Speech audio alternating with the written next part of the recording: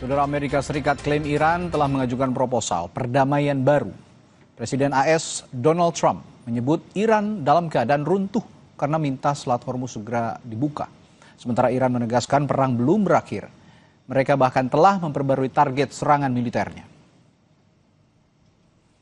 Setelah perundingan kedua Iran dan Amerika Serikat yang dimediasi Pakistan batal digelar, Gedung Putih mengklaim telah menerima proposal baru dari Iran. Juru bicara Gedung Putih, Caroline Leavitt, menyatakan Presiden Trump dan tim keamanan nasional sedang meninjau proposal pembukaan Selat Hormuz yang diajukan Iran. Iran has proposed a mutual reopening of the strait, leaving the nuclear discussion for later in the process. Given that the nuclear program has been a red line for this administration, would the president agree to that kind of phased negotiation?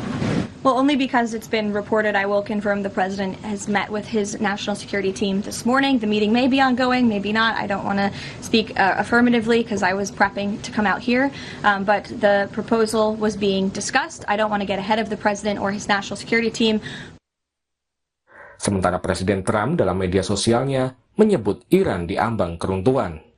Trump menulis, Iran baru saja memberitahu kita mereka diambang keruntuhan. Mereka ingin Selat Hormuz dibuka kembali sesegera mungkin.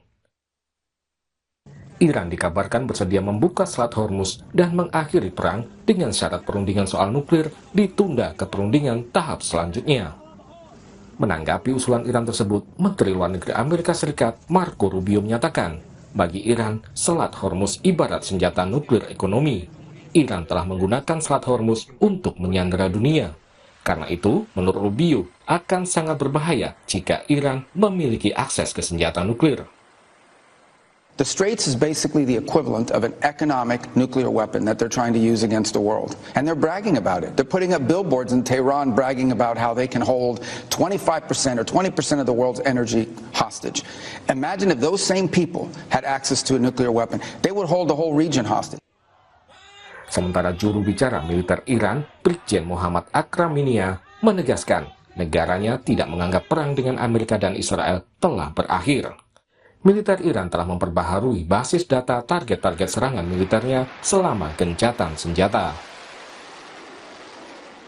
ما جنگ رو تمام شده تلقی نکردیم از همون روزی که جنگ متوقف شد و حالا به تعبیری آتش بس یا سکوت صورت گرفته در میدان جنگ به دلیل اینکه اعتمادی وجود نداره به امریکا و دشمنان ما همیشه به همون شکلی که در طول جنگ عمل میکردیم با جدیت تلاش کردیم اهدافمون رو بروز کنیم بانک اهداف رو بروز کنیم. Brigjen Akrami juga menjelaskan, koordinasi antara Garda Revolusi dan militer Iran semakin meningkat selama perang. Angkatan Laut militer Iran mengendalikan bagian timur Selat Hormuz, sementara Garda Revolusi bertanggung jawab terhadap keamanan di wilayah bagian barat. Tim Liputan, Kompas TV. Menyegarkan suasana di pagi hari dengan informasi terkini yang dinanti.